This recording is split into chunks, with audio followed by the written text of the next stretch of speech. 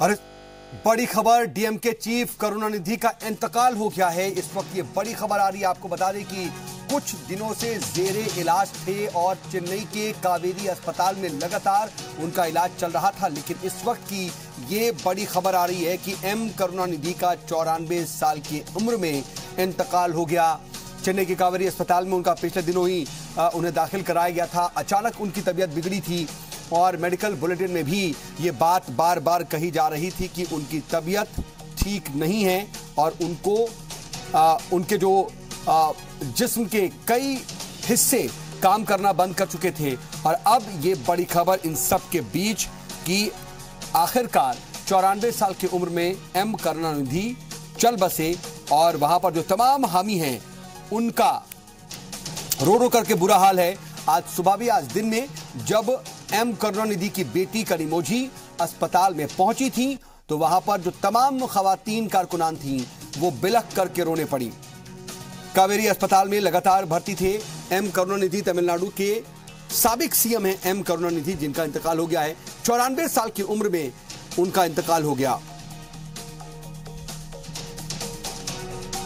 तो इस वक्त ये बड़ी खबर 6:10 पर इंतकाल हुआ है। ये खबर इस वक्त निकल करके सामने आ रही है।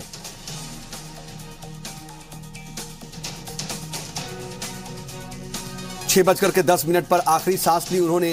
हालांकि हम उनकी तबीयत की बात कर रहे थे। जी सलाम लगातार बता रहा था कि किस तरीके से उनकी हालत तशवीशनाक बनी हुई है। ऐसे सीनियर लीडर्स जो थे, इन्होंने यूनिफाइंग जो रोल था हिंदुस्तान का, समझाया बुझाया लोगों को और उस मूवमेंट को कंट्रोल में ले आया। और ऐसे नेता मेरे ख्याल से अभी बहुत कम दिखाई देता है। जैसा आपने कहा 2004 में जब रिजल्ट आए तो उसमें भी हमको याद है कि सोनिया गांधी के साथ उनकी तस्वीर खींची थी जब मीटिंग बुलाई गई थी, यहाँ सारी मीटिंग हुई थी। कैसे लोगों को विपक्ष में भी साउथ को पूरे एक करके लाना और सोनिया गांधी को, आपकी कांग्रेस को मजबूत करने में उनका हाथ एक तरह मजबूत करने में उन्होंने रोल निभाया। उसको अगर याद हो तो कुछ बताइए उस क्षण की बात आप। देखिए, महत्वपूर्ण क्षण था, मैं यही कहते जा रहा हूँ, यूनिफाइंग फोर्स था पूरा। और द्रविडियन मूवमेंट और नॉर्थ इंडियन जो मूवमेंट था उनको जोड़ने का काम, हिंदुस्तान को जोड़ने का काम करते थे। और वो ऐसा एक स्क्रिप्ट राइटर था जो हिंदुस्तान का इतिहास उन्होंने अपने तरीके से ऐसा लिखा ताकि तमिलनाडु और बाकी सदर्न स्टेट्स, वो लीडर तमिलनाडु का अकेला नहीं था, केरल, कर्नाटक हर इशू को उठाते थे और हिंदुस्तान के साथ, हिंदुस्तान के मेनलैंड के साथ जोड़ते थे। और वही उनका एक स्ट्रेंथ था। और उनका काडर जो आज मैं समझता हूँ बहुत दुखी होंगे। और हम समझते हैं कि ये नुकसान तमिलनाडु का अकेला नहीं है, पूरा हिंदुस्तान का है। अमन, मैं पढ़ रहा था अभी उनके बारे में तो देखने को मिल रहा था कि 14 साल की उम्र में पॉलिटिकली एक्टिव हो जाना, 33 साल की उम्र में विधायक बन जाना और 69 में वो पहली बार मुख्यमंत्री बने, 67 में वो मंत्री बने, 69 में मुख्यमंत्री बने, 5 बार राज्य के मुख्यमंत्री रहे और तमाम मुद्दों पर खुलकर राय रखना और अलग राय रखना। अगर एंटी हैं और बीजेपी और इन पार्टी से तो लगातार उनके एंटी रहे। सोनिया गांधी के साथ 2004 में खड़े हुए, जब सरकार बनाने की नौबत आई तो यहाँ आए, मीटिंग हुई, सरकार के साथ खड़े रहे। और अभी भी आप देखिए पॉलिटिकली उनका एक लाइन था और जिस वजह से वो जाने जाते हैं। आज भी कांग्रेस के नेता उनको इसलिए याद करते हैं कि वो एक लाइन लेते थे। और कहा जाता है कि उनके बारे में पढ़ी है तो बड़ी इंटरेस्टिंग बात है कि उनका राजनीति से पहले शुरुआती जीवन में कोई लेना देना नहीं था। वो एक अच्छे स्क्रिप्ट राइटर थे, एक तरह से का आर्टिस्ट, एक आदमी थे, एक कलाकार जो है। एक जब राजनेता बनता है और इतने लंबे समय तक 60 साल का एक्टिव पॉलिटिक्स समझिए, एक तरह से कहा जाए तो लगभग 61-62 साल अब हो गए उनके पूरे एक्टिव पॉलिटिक्स की बात करें। 57 से अगर उनकी राजनीति शुरू होती है विधायक के तौर पर तो 57 से लेकर 2018 हो रहा है। इतने लंबे समय तक लंबी पारी खेलना, उतार चढ़ाव तमाम तरह आना, लेकिन फिर विचलित नहीं होना। राजनीति उसी दिशा में चलती रही और नेशनल पार्टी को एक तरह से कहा जाए उन्होंने लगातार अपना लाइन भी क्लियर रखा कि किस नेशनल पार्टी के साथ उनको जुड़ के रखना है, किस उनके साथ उनकी राजनीति सूट करती है।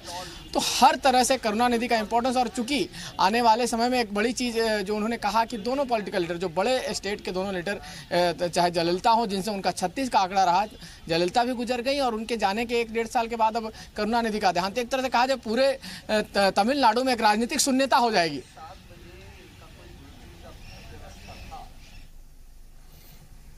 हमारे नुमाइंदे बता रहे थे कि आखिर किस तरीके की उनकी शख्सियत थी और किस तरीके की पॉलिटिक्स के लिए वो जाने जाते थे, उनका करियर कितना पड़ा। एक तरह से 60 साल की एक्टिव पॉलिटिक्स में वो सरगर्म रहे और आज 94 साल की उम्र में उनका इंतकाल हो गया। बता दें आपको कि शाम 6:10 पर उन्होंने कावेरी अस्पताल में आखिरी सांस ली है।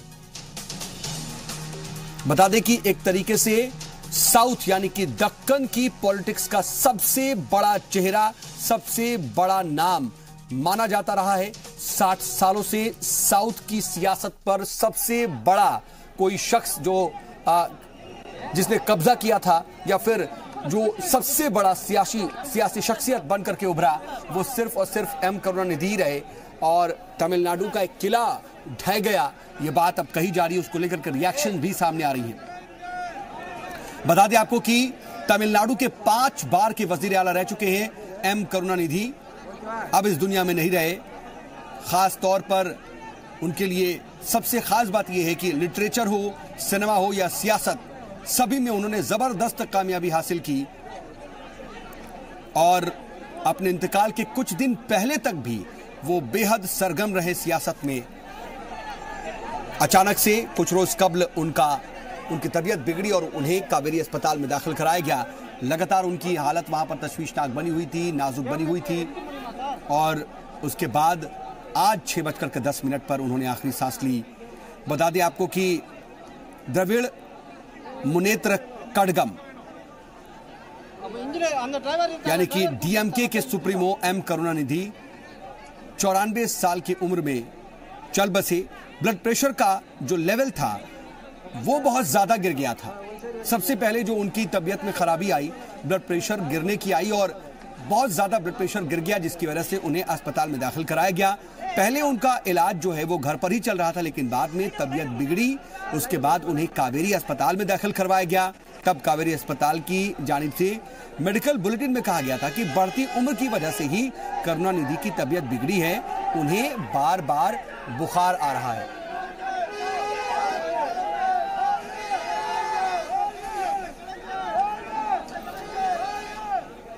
बता दें आपको कि पिछले महीने ही उन्हें अस्पताल में दाखिल कराया गया था।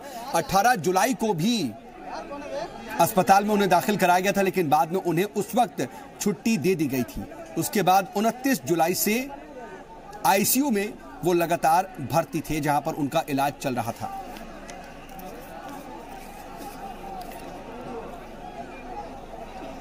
आम लफ्जों में कहे तो दक्षिण की सियासत के पितामह कहा जाते था एम करुणानिधि को, और बीमार होने की वजह से अस्पताल पहुंचने की खबर उनकी आई जब, तो उनका हालचाल जानने वालों का भी जमावड़ा लगना शुरू हो गया। तमाम सियासी शख्सियत उनका हालचाल जानने के लिए वहां पहुंचने लगी। उनके बीमार होने की खबर सुनकर के सूबे में कई लोगों की जान जो है वो सदमे में जाने की बात भी सामने आई। ऐसी भी खबरें आई थी कि कई लोगों ने उनकी तबीयत खराब होने की वजह से ही खुदकुशी कर ली। बता दें आपको कि तमिलनाडु के डिप्टी सीएम ओ पनीरसेल्वम भी अपने कई वुज़रा और एआईएडीएमके के तमाम जो सीनियर लीडरान थे उनके साथ करुणानिधि का हाल जानने के लिए पहुंचे थे। डीएमके के जो सदर हैं इस वक्त एमके स्टालिन, उन्होंने उससे भी मुलाकात की थी। ऐसा पहली बार है कि जब एआईएडीएमके का कोई लीडर करुणानिधि के गोपालपुरम रिहाइश पर पहुंचा था, जिस वक्त एम करुणानिधि की तबीयत बिगड़ी थी। इन सब के बीच सदर जमहूरिया रामनाथ कोविंद ने भी उनका हालचाल जाना था।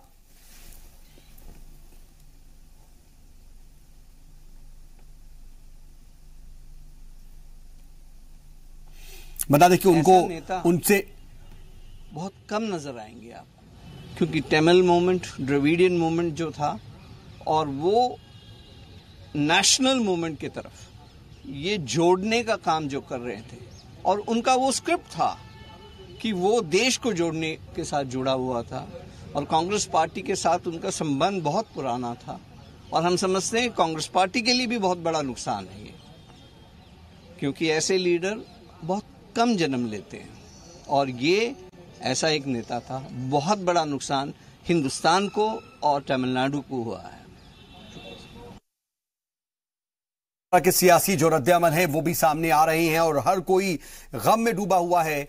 और डीएमके नेता एम करुणानिधि को तबीयत खराब होने के बाद चेन्नई के कावेरी अस्पताल में दाखिल करवाया गया था और आईसीयू में वो लगातार दाखिल थे। डॉक्टरों के मुताबिक उनकी हालत नाजुक बनी हुई थी। चलिए अब आपको दिखाते, एक नजर डालते हैं कि कई दहाइयों से तमिलनाडु की सियासत के एक बाकायदा मरकज बने हुए करुणानिधि की जो सियासी सरगर्मी थी या उनका सियासी जो दौर था वो क्या था। बता दें कि द्रविड़ आंदोलन की उपज मुथवेल करुणानिधि अपने करीब 6 दहाइयों के सियासी करियर में ज्यादातर वक्त तमिलनाडु की सियासत का ही एक ध्रुव बने रहे। तमिलनाडु सिनेमा के भी कद्दावर राइटर, स्क्रीन राइटर रहे करुणानिधि। उन्होंने पराशक्ति सरीखे फिल्मों का इस्तेमाल सियासी नजरिए के तशहीर के लिए किया और डीएमके के बानी सीएन अन्नादुरई के 1969 में इंतकाल के बाद उन्होंने जो एक बार पार्टी की बागडोर संभाली, तब से अब तक वो पार्टी के चोटी पर रहे। 5 बार तमिलनाडु के सीएम रह चुके करुणानिधि पहली बार 1969 में वजीर आला बने थे तमिलनाडु के। उसके बाद 1969 से 71, 1971 से 76, 1989 से 1991, 1996 से साल 2001 और 2006 से 2011 तक वो 5 बार तमिलनाडु के वजीर आला रहे। 2011 के तमिलनाडु विधानसभा इंतखाबात में डीएमके को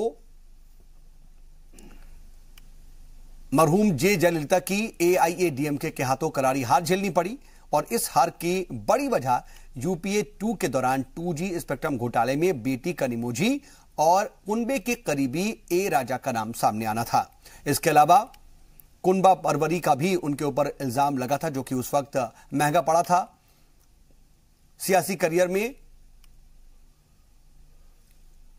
अलागिरी स्वामी के जो तमाम भाषण थे उनसे बहुत ज्यादा मुतासिर बताए जाते हैं करुणानिधि और उन्होंने 14 साल की उम्र में 1983 में जस्टिस पार्टी ज्वाइन कर ली थी। यानी कि आप अंदाजा लगा सकते हैं कि 14 साल में उनकी क्या जहनियत रही होगी कि महज 14 साल की छोटी सी उम्र में उन्होंने एक सियासी पार्टी का दामन थाम लिया था। जब डीएमके के बानी सीएन अन्नादुरई अपने सियासी गुरु ईवी रामस्वामी से अलग हुए, तब करुणानिधि उनके साथ आए और पार्टी के बानी मेंबरान में से एक बने। करुणानिधि पहली बार 1957 में कुरूर जिले में मौजूद कुलिथली सीट से जीत हासिल करने के बाद तमिलनाडु विधानसभा में दाखिल हुए थे और अपने इंतखाबी हलके की अगर बात करें तो उन्होंने खेतों में काम करने वाले तमाम मजदूरों के हक में मुहिम चलाई, तहरीक तक चलाई। यहां से उनका सियासी करियर तेजी से आगे बढ़ने लगा। 1962 में वो ऐवान में अपोजिशन के डिप्टी लीडर बने और 1967 में तमिलनाडु की अन्नादुरई सरकार में वो पहली बार वजीर बने थे। 1969 में कैंसर से अन्नादुरई की मौत हो गई थी। उसके बाद करुणानिधि उनके सियासी एक तरीके से वारिस के तौर पर उभरे और न सिर्फ वजीर आला बने बल्कि पार्टी के भी पहली बार हुआ कि हेड हो गए। जब ये बीमार हुए तो एआईडीएमके के लोग भी इनसे हॉस्पिटल में, कावेरी हॉस्पिटल में मिलने गए और सब दल के नेता वहां पर गए। ये भारतीय राजनीति के लिए बहुत बड़ी क्षति है। करुणानिधि जी ने तमिलनाडु को भारत की माला में पिरोने में बड़ा काम किया है। जब तमिल आंदोलन को लेकर बड़ा श्रीलंका में बहुत बड़ा विवाद था, उस वक्त भारत के तमिल का विश्वास भारत की सरकार के साथ हो, तमिल इशू को लेकर उनके बारे में चिंता करना, चर्चा करना। हम लोग भी जब सरकार में रहे तो एक बार डीएमके भी वाजपेयी जी के सरकार में शामिल रही और उस वक्त कई बार मौके आए जब उनसे मिलने का और उनके मंत्री हमारी सरकार में साथ रहे, तो उनसे संबंध संपर्क हर दल के लोगों का रहा है। ये भारतीय राजनीति को बहुत बड़ी क्षति है। तो तमाम रद्द-ए-अमल भी सामने आ रहे हैं। तमाम लोग इसको एक बहुत बड़ा सदमा बता रहे हैं और बता रहे हैं कि एक तरीके से बहुत बड़ा नुकसान है हिंदुस्तानी सियासत को। और आपको बता दें कि आप अंदाजा लगाइए उनकी सियासी शख्सियत का कि करुणानिधि के नाम हर इंतखाब में अपनी सीट ना हारने का रिकॉर्ड है। जी हां, वो 5 बार वजीर आला बने और 12 बार वो असेंबली के मेंबर चुने गए, लेकिन उन्होंने जिस भी सीट से जब भी चुनाव लड़ा हमेशा जीत हासिल की। यह भी अपने आप में एक बड़ा रिकॉर्ड है।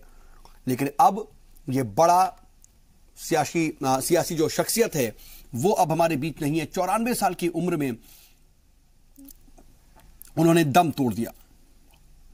ये विशेष रूप से जो करुणानिधि परिवार के लिए व्यक्तिगत क्षति है, मैं स्टालिन जी, कानूमोई जी और पूरे परिवार को अपनी संवेदना व्यक्त करता हूँ, उनके प्रति श्रद्धांजलि व्यक्त करता हूँ।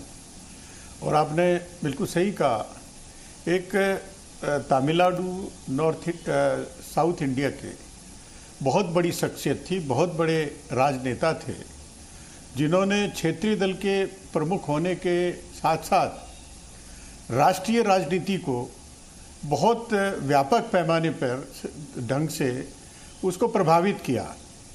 और आपने सही कहा कि एक राजनेता के रूप में जनता से जो कनेक्ट रहना, एक जरा सा समाचार मिलते ही हजारों की संख्या में लोग एकत्रित हो जाना, ये वो शख्सियत की महानता उसको दिखाता है। और उनके जाने से न केवल करुणानिधि परिवार को या तमिलनाडु को बल्कि पूरे हिंदुस्तान को एक बहुत ही जननेता खोया है। और उनकी क्षति को मैं नहीं समझता हूं कि कोई पूर्ति कर सकता है। तो पीएल पूनिया अपनी बात रखते हुए और किस तरीके से वो जो अरेखाना है, कनिमोझी हैं, स्टालिन हैं, उनको ढांढस बंधाते हुए बता दें आपको कि 6:10 पर करुणानिधि का इंतकाल हुआ और अब तमिलनाडु गवर्नमेंट ने कल छुट्टी का ऐलान किया है। पीएम मोदी ने भी इस पर अफसोस का इजहार किया है। इसके अलावा सदर जमहूरिया ने भी करुणानिधि के इंतकाल पर गम जाहिर किया है। तमिलनाडु सरकार ने कल छुट्टी का ऐलान इन सबके बीच किया है, लेकिन पूरा शहर इस वक्त गम में डूबा हुआ है। जिस वक्त वो अस्पताल में भर्ती थे, उनकी हालत नाजुक बनी हुई थी, उस वक्त भी हजारों की तादाद में जो उनके हामी हैं वो कावेरी अस्पताल के बाहर लगातार डटे हुए थे, जमे हुए थे।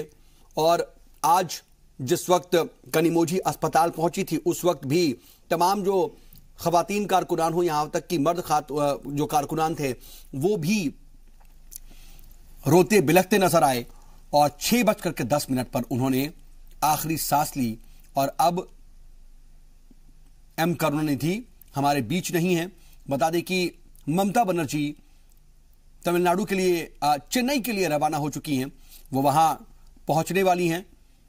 यह खबर सुनते ही उन्होंने फौरन चेन्नई का रुख किया। सदर जमहूरिया और वजीर आजम ने इस पर गम जाहिर किया है, अफसोस का इजहार किया है। लेकिन जो बाहर इस वक्त नजारा दिखाई दे रहा है वो बेहद गमज़दा है। तमाम जो उनके हामी हैं दूर दूर से यहां पर पहुंचे हुए थे, दूर दूर से उनको चाहने वाले, उनको पसंद करने वाले, उनको मोहब्बत करने वाले तमाम लोग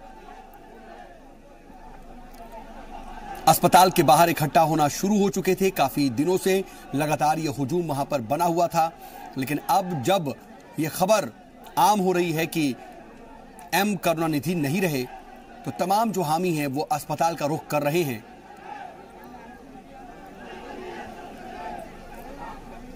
लंबे वक्त से बीमार थे एम करुणानिधि और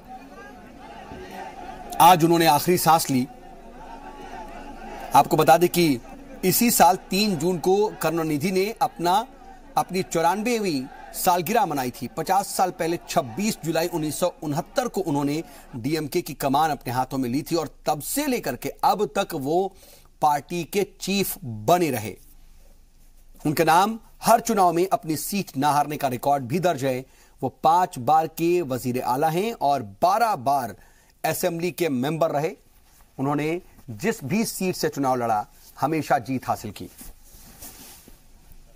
The rhetoric and the change the narrative from purely cosmopolitan all India narrative to a purely Tamil narrative. And but he made adjustments as he saw the mood. He gave up secession, and he also had a bad patch in the supporting of the Tamil terrorists, the LTT. So even though in his heart he was not for them, but still he thought that this is something should promote Tamil separateness. So all in all, he was a versatile man. He could write beautifully, he speak beautifully, organize magnificently. So he was truly a political personality. Karunanidhi और उनका मेरे जान पहचान 1974 से थी और emergency का उन्होंने विरोध किया था और बड़ी उनको यातनाएं हुई उसके और के बेटे के साथ। लेकिन उनका जो भ्रष्टाचार पर एक नरम जो स्वभाव था, उस कारण से जो स्टेट इतनी क्या बोले वैसे इतनी शुद्ध थी कामराज के राज में, उसको उन्होंने परिवर्तित करके एक सब चीज़ को नीलाम के स्थिति में पहुंचा दिया था, जो आज जयललिता एक कदम और आगे ले गई थी। और उन्होंने एक जो तमिलनाडु और भारत के शेष भारत का जो रिश्ते बनने चाहिए थे और एक समन्वय होनी चाहिए थे, उसको उसने तोड़ा। और इसीलिए मैं समझता हूँ इसके बारे बहुत प्लसेस भी और माइनस भी होते हैं। उसमें प्रशंसा करने के लिए बहुत चीज़ें हैं। उसके तमिल भाषा की जो मास्टरी थी, उसकी जो संगठन की जो निपुणता थी, और अनेक चीज़ों पर उसकी प्रशंसा कर सकते हैं। परंतु ये भी जानना चाहिए कि उसकी सिद्धांत जो थी वो राष्ट्रवाद का नहीं था और राष्ट्र के, और उन्होंने समाज में हिंदू धर्म का डट के विरोध किया, यहाँ तक कि राम सेतु को तोड़ने के लिए जिद में थे। मेरे कारण से वो हार गए क्योंकि मैंने कोर्ट में जाकर उसको रद्द करवाया। लेकिन ये दोनों प्लसेस माइनस होते हैं और 95 साल रहे, कोई साधारण बात नहीं है।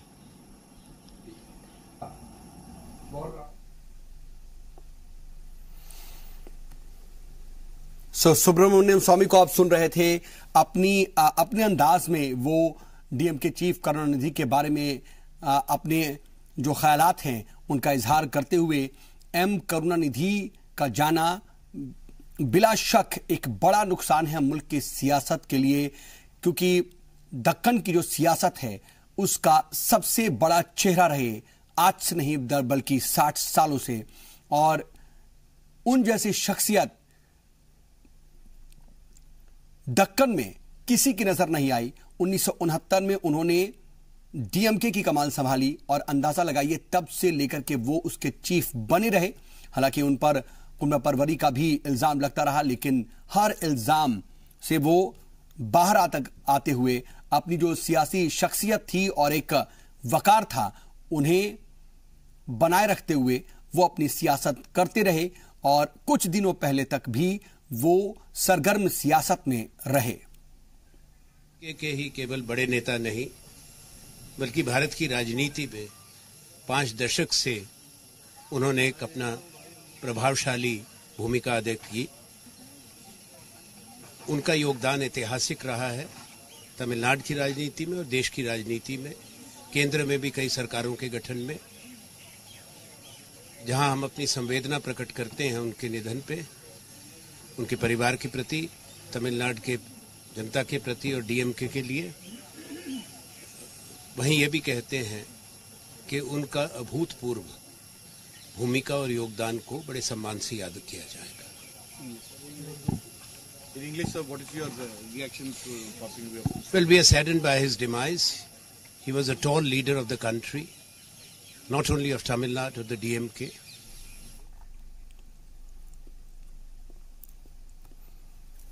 तो लगातार रिएक्शंस आ रहे हैं, रद्द अमल जाहिर कर रहे हैं तमाम जो सियासी लोग हैं और सियासी पार्टियों की तरफ से भी लगातार गम का इजहार किया जा रहा है, उनके कंट्रीब्यूशन को याद किया जा रहा है और किस तरह की वो सियासी शख्सियत थे उसको लेकर के आज हर कोई उनको याद कर रहा है। और खास बात यह कि अस्पताल के बाहर भी हजारों की तादाद में जो उनके हामी हैं वो जुटने शुरू हो गए हैं। पहले से ही यहां पर सैकड़ों की तादाद में उनके हामी मौजूद थे। अब उनके इंतकाल की खबर जैसे जैसे फैल रही है, जैसे जैसे लोगों को पता चल रहा है, वैसे वैसे लोग अस्पताल का भी रुख कर रहे हैं। वहां पर नज्म नस्क को लेकर के भी सिक्योरिटी टाइट की गई है। तमाम जो सियासी शख्सियत हैं उनके अस्पताल में दाखिल होने के दौरान उनसे मिलने पहुंची सदर रामनाथ कोविंद, नायब सदर जमहूरिया वेंकैया नायडू, मरकजी वजीर नितिन गडकरी, कांग्रेस के सदर राहुल गांधी, केरल के सीएम पी विजयन, कमल हासन के अलावा साबिक पीएम एचडी देवेगौड़ा समेत कई जो जानी माने लीडरान थे और बड़ी शख्सियत थी वो उनसे मिलने के लिए हॉस्पिटल पहुंचे थे। हॉस्पिटल या उनके घर का रुख उन्होंने किया। पिछले महीने दरअसल ब्लड प्रेशर का लेवल बहुत ज्यादा गिर गया, इसकी वजह से उन्हें अस्पताल में दाखिल करवाया गया। पहले उनका इलाज घर पर ही चल रहा था लेकिन बाद में तबीयत ज्यादा बिगड़ गई। उसके बाद उन्हें कावेरी अस्पताल में दाखिल करवाया गया। कावेरी अस्पताल की जानिब से जो मेडिकल बुलेटिन्स जारी किए गए उनमें से एक में कहा गया कि बढ़ती उम्र की वजह से ही करुणानिधि की तबीयत बिगड़ी है, उन्हें बार बार बुखार आ रहा है। लेकिन उनके बाद में भी जब मेडिकल बुलेटिन्स जारी हुए तो इसमें बताया गया कि उनकी हालत नाजुक है। आज मेडिकल बुलेटिन में यह बताया भी गया था कि उनके जो कुछ जिस्म के हिस्से हैं वो काम नहीं कर रहे हैं। हालत उनकी लगातार नाजुक बनी हुई थी। उनकी बेटी एम करुणानिधि भी अस्पताल में ही मौजूद थी। उनके अस्पताल पहुंचने पर जो तमाम कारकुनान थे वो उन्हें देख करके बिलखने लगे, रोने लगे। बता दें कि इससे पहले 18 जुलाई को भी उन्हें अस्पताल में दाखिल करवाया गया था लेकिन बाद में उन्हें छुट्टी दे दी गई थी। इसके बाद 29 जुलाई से वो लगातार आईसीयू में थे, उनका इलाज वहां चल रहा था। दक्कन की सियासत का सबसे बड़ा चेहरा करुणानिधि अब नहीं रहे। अस्पताल पहुंचने की खबर जैसे ही उनकी आई, उनका हालचाल जानने वालों का जमावड़ा लगना शुरू हो गया। उनके बीमार होने की खबर सुनकर के सूबे में कई लोगों ने जान दे दी। ये बात भी सामने आई। इस तरह की भी खबरें आई कि कई लोगों को सदमा लग गया, उसकी वजह से जान चली गई। कई लोगों ने खुदकुशी कर ली। इस तरह की भी खबरें आई उनके सिर्फ बीमार पड़ने से।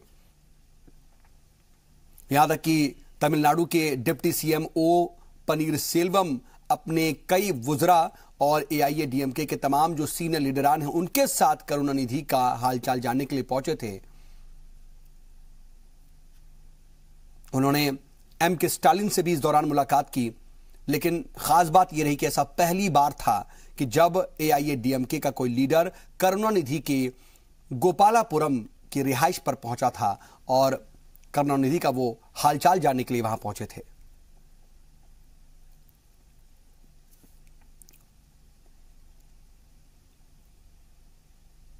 पांच बार के सीएम रहे एम करुणानिधि, उनका इंतकाल हो गया लंबी बीमारी के बाद। उन्होंने आज शाम 6:10 पर आखिरी सांस ली। तमिलनाडु में अब कल एक दिन की छुट्टी का भी ऐलान किया गया है और पीएम और सदर जमहूरिया ने भी उनके इंतकाल पर अफसोस का इजहार किया है।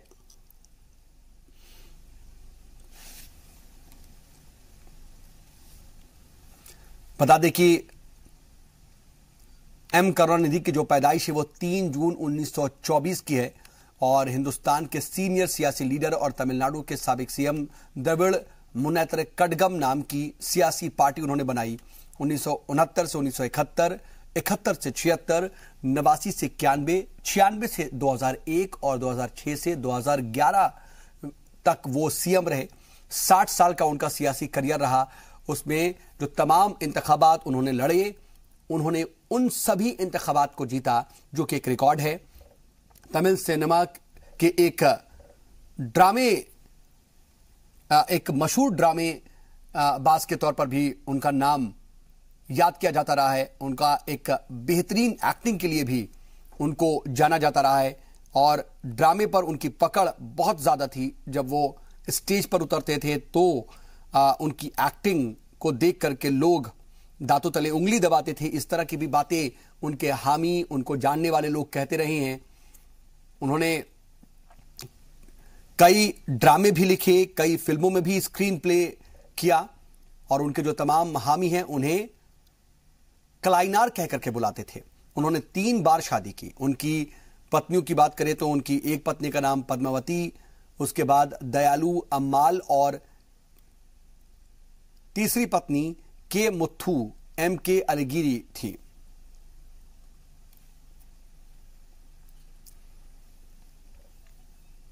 तो अब से कुछ देर पहले 6:10 पर M. करुणानिधि ने आखिरी सांस ली और वो अब हमारे बीच नहीं है। दक्कन की सियासत का सबसे बड़ा चेहरा रहे M. करुणानिधि ने 94 साल की उम्र में आखिरी सांस ली। बता दें आपको कि इसी साल 3 जून को उन्होंने अपनी 94वीं सालगिरह मनाई थी, लेकिन 6:10 पर आज उनका इंतकाल हो गया। उनके जिस्म के कई हिस्से काम करना बंद कर चुके थे। 29 जुलाई से वो आईसीयू में भर्ती थे और लगातार उनकी सेहत नाजुक बनी हुई थी। लेकिन आज शाम 6:10 पर उन्होंने कावेरी अस्पताल में ही आखिरी सांस ली। पीएम नरेंद्र मोदी और सदर जमहूरिया रामनाथ कोविंद ने उनके इंतकाल पर गम का इजहार किया है।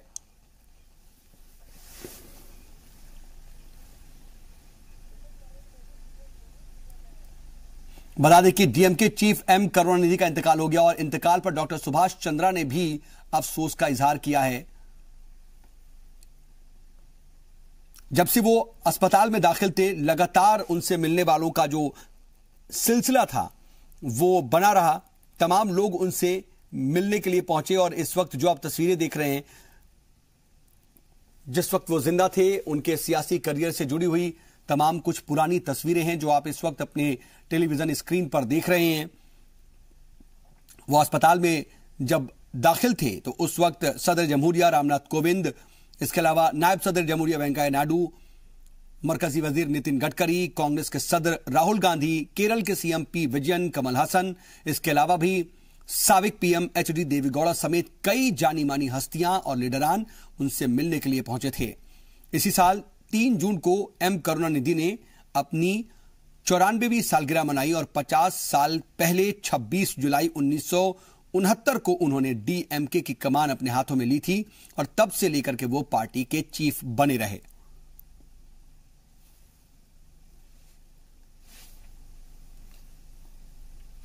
बता दें कि करुणानिधि के नाम हर इंतखाब में अपनी सीट ना हारने का, यानी कि हर इंतखाब जीतने का रिकॉर्ड है।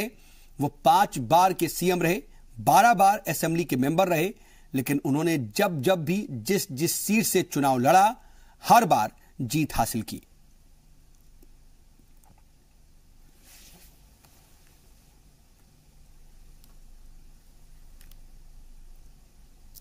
अस्पताल के बाहर भी गम की लहर देखी जा रही है। तमाम जो उनके हामी हैं वो लगातार वहां पर इकट्ठा हो रहे हैं। राज्यसभा रुकन डॉक्टर सुभाष चंद्रा ने भी उनके इंतकाल पर गम का इजहार किया है।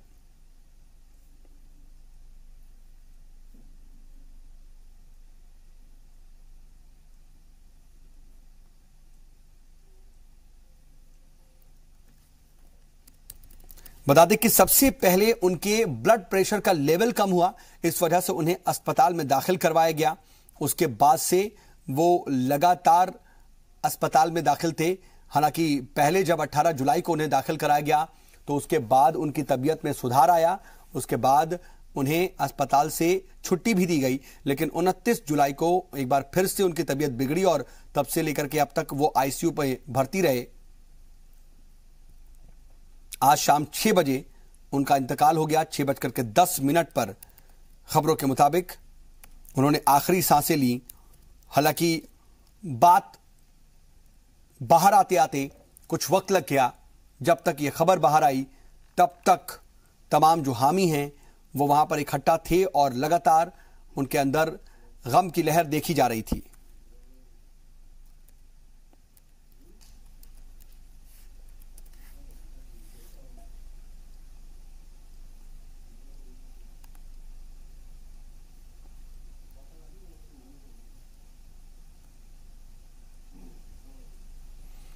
पीएम मोदी ने कहा कि हमने एक अवामी लीडर खो दिया है। उन्होंने भी गम का इजहार किया। 94 साल की उम्र में उनका इंतकाल हो गया। 5 बार सीएम रहे एम करुणानिधि, 5 बार तमिलनाडु के सीएम रहे। वो पहली बार 10 फरवरी 1969 से 4 जनवरी 1971 तक सीएम रहे। दूसरी बार 5 मार्च 1971 से 31 जनवरी 1976 तक सीएम रहे। इसके अलावा तीसरी बार उन्होंने 7 जनवरी 1989 को सीएम ओहदे की कमान संभाली और 30 जनवरी 1991 तक उस पर फायज रहे। चौथी बार 13 मई 1996 से लेकर के 13 मई 2001 तक वो तमिलनाडु के सीएम रहे और 5वीं बार 13 मई 2006 से 15 मई 2011 तक वो सीएम रहे। बता दें कि अक्टूबर 2017 में वो किसी अवामी तकरीब में या फिर पब्लिकली नजर आए थे। उसके बाद से उनकी तबीयत लगातार खराब रही। वो ज्यादातर वक्त घर पर ही गुजारते रहे। बता दें कि जिस वक्त वो अस्पताल में दाखिल थे उनकी तबीयत खराब थी। पीएम मोदी ने फोन पर भी उनका हालचाल जाना था। खुद कांग्रेस सदस्य राहुल गांधी अस्पताल पहुंच करके उनसे मिले थे, उनका हालचाल जाना था। 26 जुलाई को उनकी तबीयत बिगड़ी थी और 27 जुलाई को पीएम मोदी ने, साथ ही सदर जमहूरिया रामनाथ कोविंद ने फोन पर उनका हालचाल जाना था। पीएम ने तो उस वक्त उनका हालचाल जाना जब वो उस वक्त साउथ अफ्रीका में ब्रिक्स इजलास में थे। और ये आप जो तस्वीर देख रहे हैं हॉस्पिटल के अंदर की तस्वीरें हैं, जब वो अस्पताल में दाखिल थे, जिस वक्त उनसे लोग मिलने आ रहे थे। एम के स्टालिन को भी बता दें आपको कि करुणानिधि जब अस्पताल में दाखिल थे तो उस वक्त वो लगातार बेहोशी रहे। आईसीयू में उनका इलाज चलता रहा। बहुत ज्यादा वो कॉन्शियस नहीं रहे, लेकिन इस दौरान उनसे मिलने वालों का तांता लगा रहा। नायब सदर जमहूरिया वेंकैया नायडू, कांग्रेस सदर राहुल गांधी और दूसरे तमाम सीनियर लीडर भी उनसे मिलने के लिए अस्पताल पहुंचे थे। खुद पीएम मोदी ने भी ब्रिक्स इजलास के दौरान वहां पर साउथ अफ्रीका में मौजूद होते वक्त भी उन्होंने फोन करके एम करुणानिधि का हालचाल जाना था। सदर जमहूरिया रामनाथ कोविंद ने भी उनका फोन पर हालचाल जाना था। बाद में वो उनसे मिलने भी पहुंचे थे। 11 दिन से कावेरी अस्पताल में वो दाखिल थे। उसके बाद आज उन्होंने आखिरी सांस ली। तमाम जो उनके हामी थे वो वहां पर डटे हुए थे। यूरिन इन्फेक्शन और लो ब्लड प्रेशर की शिकायत के बाद वो दरअसल दाखिल कराए गए थे हॉस्पिटल में। उनका ब्लड प्रेशर बहुत ज्यादा गिर गया था, जिसकी वजह से उन्हें अस्पताल में दाखिल कराया गया। उनके कई ऑर्गन्स काम करना बंद कर चुके थे। कावेरी अस्पताल के बाहर भी हजारों जो हामी हैं वो लगातार मौजूद रहे इस दौरान।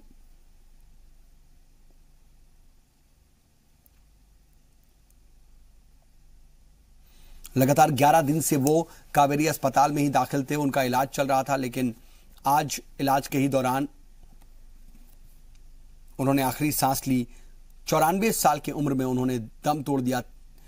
बीते 3 जून को ही उन्होंने अपनी 94वीं सालगिरह मनाई थी।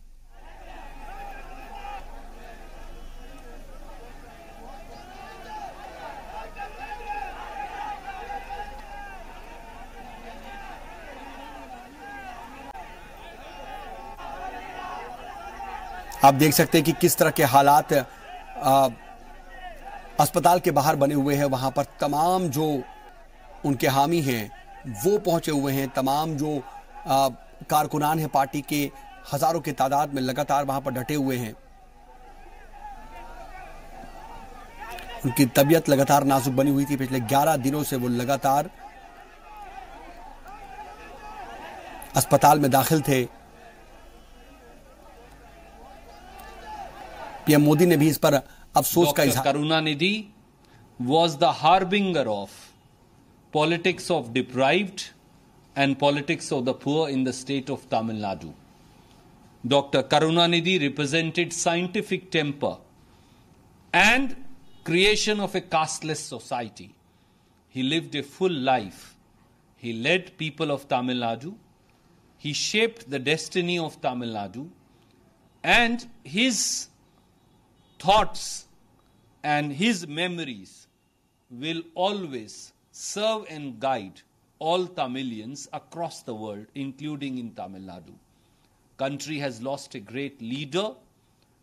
Our condolences to the entire DMK family, to members of the immediate family of Dr. Karunanidhi, and Congress party has lost an important friend. A loss that will be difficult to recoup.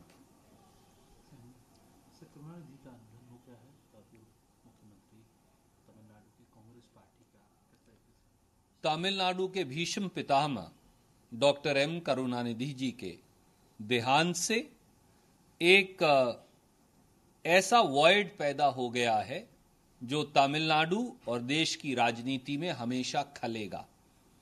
Doctor M Karunanidhi संघीय ढांचे के प्रतिबिंब और प्रतीक थे। Doctor M Karunanidhi ने तमिलनाडु में पिछड़ों, गरीबों और शोषितों की राजनीति को एक नया आयाम और आवाज दी। डॉक्टर एम करुणानिधि ने तमिलनाडु में जाति विहीन समाज के निर्माण में एक महत्वपूर्ण और रचनात्मक योगदान दिया। डॉक्टर करुणानिधि कांग्रेस के और कांग्रेस अध्यक्ष राहुल गांधी जी के पूरे परिवार के, पूरे कांग्रेस परिवार के एक अभिन्न मित्र थे, एक अभिन्न चाहने वाले थे। कांग्रेस ने आज और देश ने एक ऐसा नायाब हीरा खो दिया। उनकी मृत्यु से का जो वॉइड है वो नहीं लगता कि कभी भरा जा पाएगा। तमिलनाडु और पूरे देश और दुनिया में बसे तमिलनाडु वासियों के मन में जो गहरा दुख है, हम उसके साथ अपने आप को जोड़ते हैं और उन्हें अपनी श्रद्धांजलि देते हैं।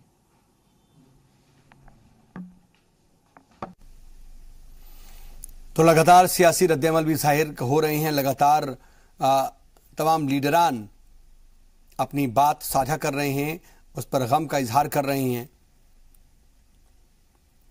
बता दें आपको कि अस्पताल से भी इस बारे में बाकायदा जो अस्पताल के मैनेजिंग डायरेक्टर हैं अरविंद सेल्वाराज, उनकी तरफ से प्रेस रिलीज जारी की गई।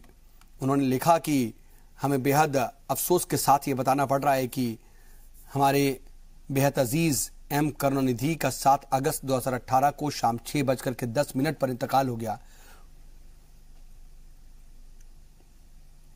उनके जीवन में बदलाव लाते हैं। जब आपके जीवन में कोई बदलाव लाएगा तो आपके लिए यादगार होता है, फादर फिगर होता है, आपके लिए इमोशनल एक रिश्ता होता है जो जयललिता से था और वही करुणानिधि से। क्योंकि करुणानिधि का आप पॉलिसी देखें तो घर घर गांव बिजली पहुंचाने की जो स्कीम आज प्रधानमंत्री मोदी देश में आज ला रहे हैं, 1970 के दशक में वहां लाया गया। जब 69 में मुख्यमंत्री बने तो उस समय की स्कीम थी कि घर घर आपको बिजली ले जाना है। जिस गाँव की आबादी 1500 की आबादी है उसमें वहां तक सड़क पहुंचाना है। 1 रुपये किलो चावल की योजना 2006 में ये लेकर आए। तो एक ऐसा कंपटीशन क्रिएट करना नेताओं में, ऐसा हर नेता को इनसे सीख लेनी चाहिए। अगर बात करें तो तमिलनाडु के नेताओं से कि कैसे अपने आप को इतना बड़ा बनाए कि आपके जाने के बाद लोग आपके पीछे रोएं। नॉर्मली आपको नेताओं को गाली पड़ती है, नेताओं को कुछ अलग अलग बातें कही जाती है, नेता बनना कोई नहीं चाहता है, नेता अपने किसी को बनाना नहीं चाहता है, लेकिन ऐसे नेता अगर कैरेक्टर बनते हैं जिसको लेकर लोग रोते हैं तो कहीं ना कहीं लोगों को लगेगा कि वाकई नेता कुछ करते हैं। भाई आज चावल वाले बाबा के नाम से छत्तीसगढ़ के मुख्यमंत्री जाने जा रहे हैं, तो ये सारी चीज़ें आपने कहीं से सीखी है, तो कुछ अच्छी चीज़ें जो साउथ की राजनीति में वो हमारे नॉर्थ के लोगों को भी सीखना चाहिए, जिससे आप लोगों को दीवाना बना सके।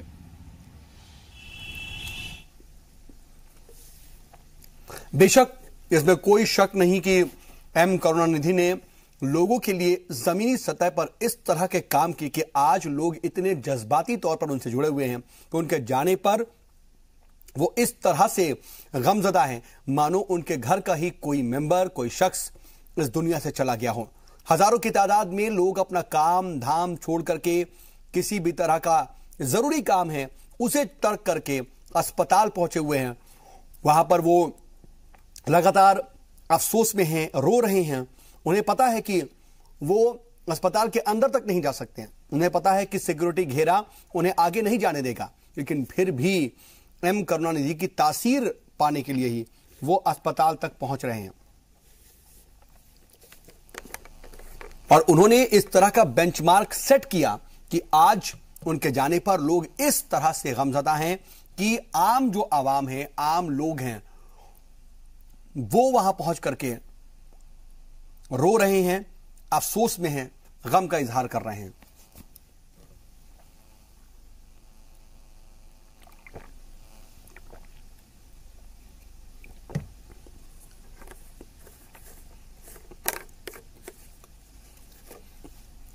और ये इस वक्त जो बराह रास्त तस्वीरें आप देख रहे हैं, अपने फोन की टॉर्च को जला करके लोग अपने गम का इजहार कर रहे हैं।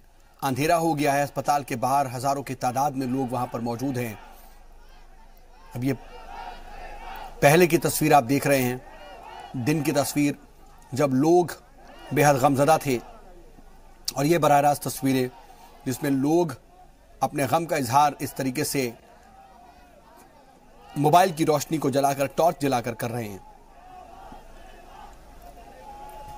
तमाम लोगों को रोते बिलखते, चीखते चिल्लाते देखा जा सकता है। हजारों की तादाद में लोग वहां पर पहुंचे हुए हैं। किस तरह से लोग अपने घर वालों को भी उनके बारे में बता रहे हैं और बताते वक्त बिलख रहे हैं, रो रहे हैं, इसको देखा जा सकता है। उनका सियासी कद कितना बड़ा था, किस तरह की उनकी सियासी शख्सियत थी, ये इन तस्वीरों को देख करके अंदाजा लगाया जा सकता है।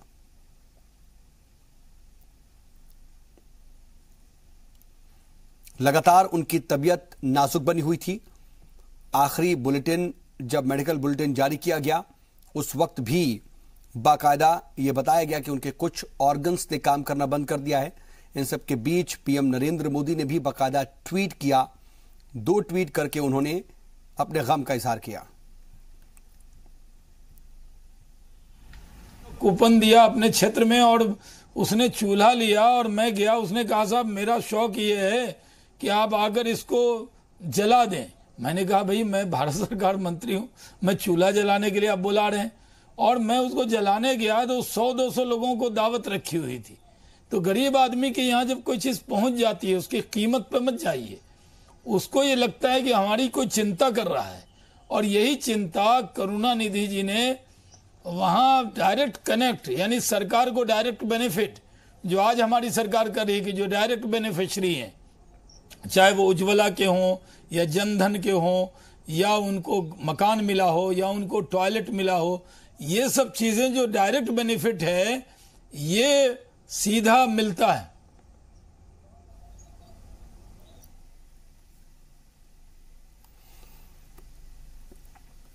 तो किस तरह से उनके जाने पर लोग गम का इजहार कर रहे हैं वो आप सुन रहे हैं। बार बार तमाम जो सियासी लीडरान हैं उनका रद्द-ए-अमल सामने आ रहा है। तमाम जो उनके हामी हैं वो भी बाहर इकट्ठा हैं। 60 साल तक लगातार एक तरीके से उन्होंने तमिलनाडु पर राज किया।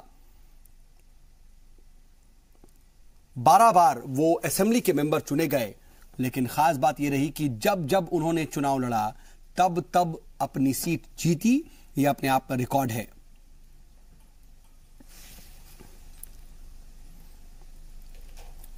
जब से वो बीमार थे 28 जुलाई को उन्हें जब अस्पताल में दाखिल कराया गया, उनको यूरिन इन्फेक्शन था, उनका ब्लड प्रेशर बहुत ज्यादा लो हो गया था, इस वजह से उन्हें अस्पताल में दाखिल कराया गया। पहले वो वार्ड में रहे, बाद में उन्हें आईसीयू में शिफ्ट किया गया, लेकिन इस दौरान भी लगातार जो तमाम सियासी लीडरान हैं वो उनसे मिलने के लिए अस्पताल जाते रहे।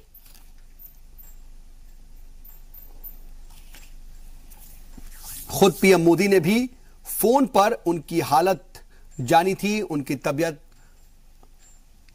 जानने के लिए फोन किया था।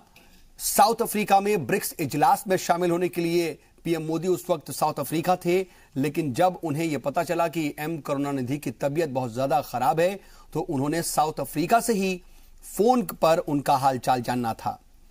वहीं सदर जमहूरिया रामनाथ कोविंद ने भी फोन पर उनका हालचाल जाना था, बाद में वो उनसे मिलने के लिए भी पहुंचे। नायब सदर जमहूरिया वेंकैया नायडू भी अस्पताल जाकर के उनका हालचाल लेने के लिए पहुंचे। कांग्रेस सदर राहुल गांधी भी उनसे मिलने के लिए पहुंचे। मरकजी वजीर नितिन गडकरी भी उनसे मिलने के लिए पहुंचे थे। तमाम जो सियासी लीडरान हैं उनसे मिलने का तांता लगा रहा और तमाम सियासी लीडरान उनसे मिलने के लिए अस्पताल पहुंचते रहे। वहीं तमिलनाडु के डिप्टी सीएम पनीर सेल्वम ने भी उनसे मुलाकात करने की कोशिश की। उनके घर वो गए थे, जब वो तबीयत उनकी खराब थी तो घर जाकर के मिलने पहुंचे। एम के स्टालिन से भी उन्होंने उस वक्त मुलाकात की। अपने तमाम वुजरा और एआईएडीएमके के तमाम सीनियर लीडरान के साथ वो उनकी रिहाइशगाह पर पहुंचे थे और पहली बार ऐसा हुआ था कि एआईएडीएमके का कोई लीडर एम करुणानिधि की रिहाइशगाह पर पहुंच रहा हो। इस बीच ये खबर आ रही है कि लगातार जो तमाम सियासी लीडरान हैं वो चेन्नई का रुख कर रहे हैं। इससे पहले खबर आई कि ममता बनर्जी ने चेन्नई का रुख कर लिया है, वो चेन्नई के लिए रवाना हो गई हैं। तो वहीं अब यह खबर आ रही कि दिल्ली के सीएम अरविंद केजरीवाल कल चेन्नई जाएंगे, कल चेन्नई के लिए रवाना होंगे। वहीं पीएम मोदी भी कल चेन्नई पहुंचेंगे, यह खबर आ रही है। तो तमाम जो सियासी लीडरान हैं एम करुणानिधि के इंतकाल के बाद वो सीधे चेन्नई पहुंच रहे हैं। उनके सियासी शख्सियत का अंदाजा कई बातों से लगाया जा सकता है। 5 बार के वो सीएम रहे तमिलनाडु के, 12 बार असेंबली के मेंबर रहे। उन्होंने जब जब इलेक्शन लड़ा तब तब उन्होंने जीत हासिल की। ये तमाम ऐसी चीजें हैं जो उनकी अजीम शख्सियत को बयां करने के लिए काफी हैं।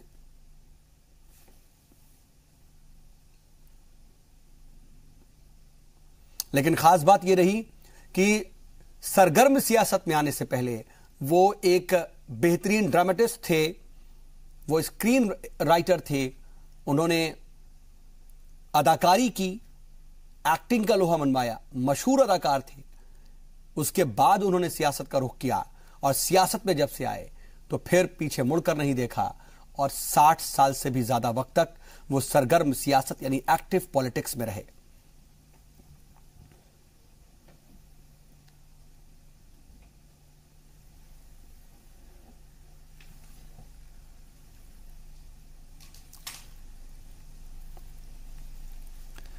चौदह साल की उम्र में ही उन्होंने एक सियासी पार्टी ज्वाइन कर ली थी। उसके बाद 1969 में उन्होंने पहली बार सीएम का हलफ लिया, पहली बार तमिलनाडु के सीएम बने। उसके बाद अपनी जिंदगी में वो 5 बार तमिलनाडु के सीएम रहे।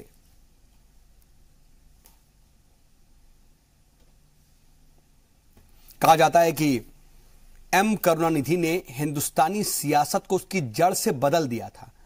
14 साल की उम्र में ही सियासी तहरीकों में वो शामिल होने लगे।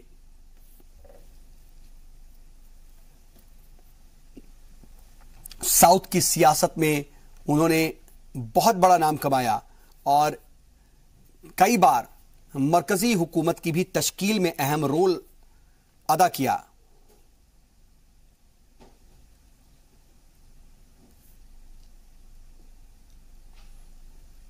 यह भी बेहद इत्तेफाक रहा कि तमिलनाडु की सियासत में जिन दो सियासी जमातों द्रमुक और अन्ना द्रमुक के बीच पिछले 50 सालों से जिनके दरमियान ये सियासत घूम रही है तमिलनाडु की, वो दोनों ही सियासी जमातें दरअसल एक ही नजरिए से पनपी थी।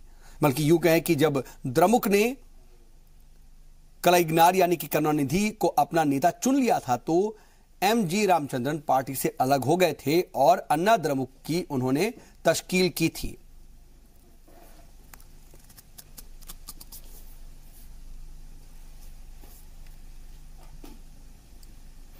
लोग उन्हें कलाइग्नार के नाम से भी बुलाते थे और कलाइग्नार का अगर मतलब समझा जाए तो उसका मतलब होता है आला दर्जे का राइटर या कलाकार। दरअसल करुणानिधि पहले पेशे से राइटर ही थे। यह दिलचस्प बात है कि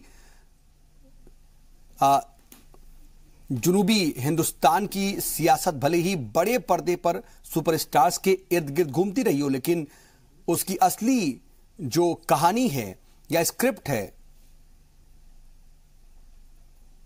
एक तरह से करुणानिधि ने ही लिखी। सरगर्म सियासत में रहने के दौरान भी करुणानिधि बार बार कविताएं लिखते रहे, उन्होंने तमाम नॉवेल्स लिखे, उन्होंने 6 अलग अलग हिस्सों में अपनी बायोग्राफी भी लिखी जिसका नाम है निजुक्कु नीति। उन्होंने इसे 6 अलग अलग हिस्सों में लिखा। 1969 में पहली बार तमिलनाडु के वो सीएम बने, उसके बाद वो 5 बार तमिलनाडु के सीएम रहे।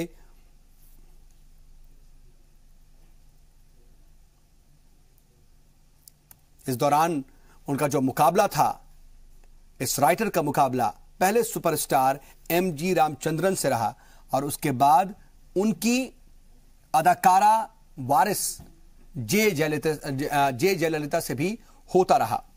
उन्हें एक ऐसे नेता के तौर पर, एक ऐसे लीडर के तौर पर जाना जाता है जो एक तरफ सख्त फैसले के लिए माहिर था तो दूसरी तरफ हवा के रुख के साथ साथ पाला बदलने में भी माहिर रहा, यानी कि सियासी समझ उनकी बहुत ज्यादा अच्छी मानी जाती रही। इमरजेंसी के दौरान उन्होंने इंदिरा गांधी की मुखालिफत की थी।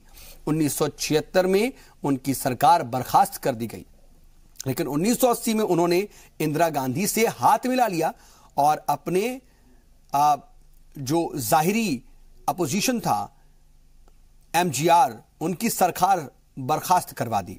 1996 में उनकी पार्टी देवेगौड़ा की सरकार में शामिल रही तो 1999 में उन्होंने बीजेपी से हाथ मिला लिया और बीजेपी सरकार में शामिल हो गए जिस वक्त अटल बिहारी वाजपेयी पीएम थे। उसके बाद मनमोहन सिंह की सरकार में भी वो 10 साल शामिल रहे।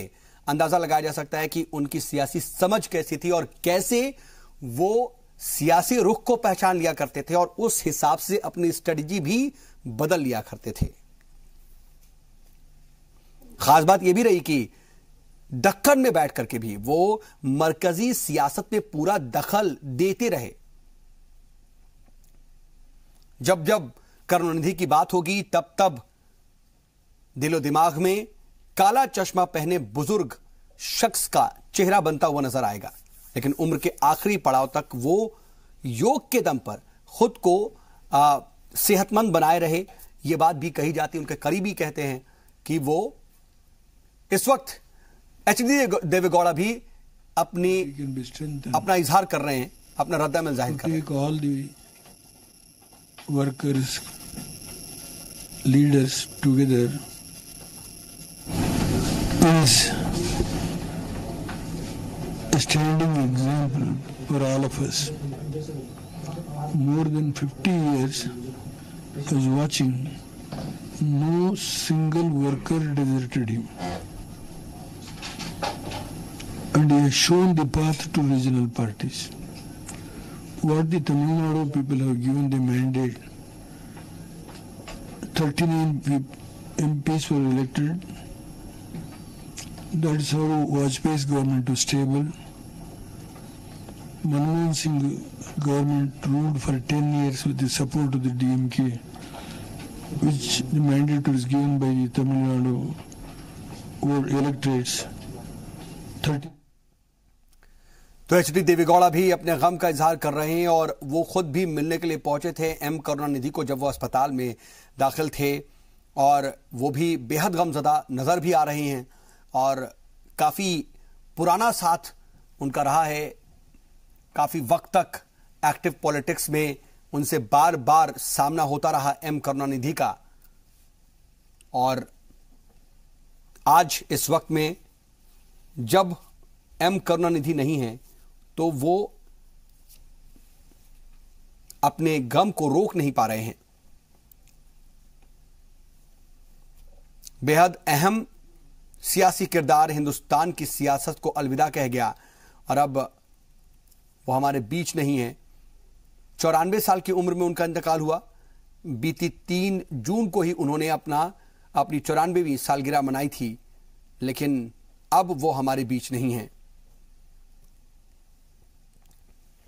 इन सबके बीच लगातार सियासी लीडरान का भी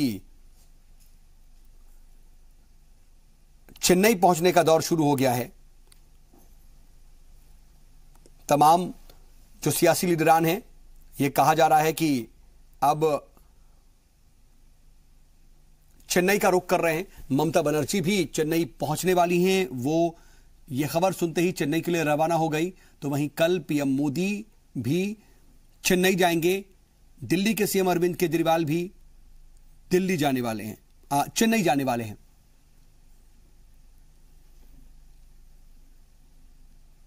पांच बार के सीएम रहे एम करुणानिधि लंबे वक्त से बीमार थे।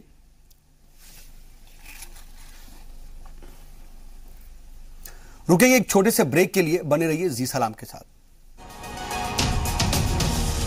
जी सलाम, हिंदुस्तान की उम्मीद।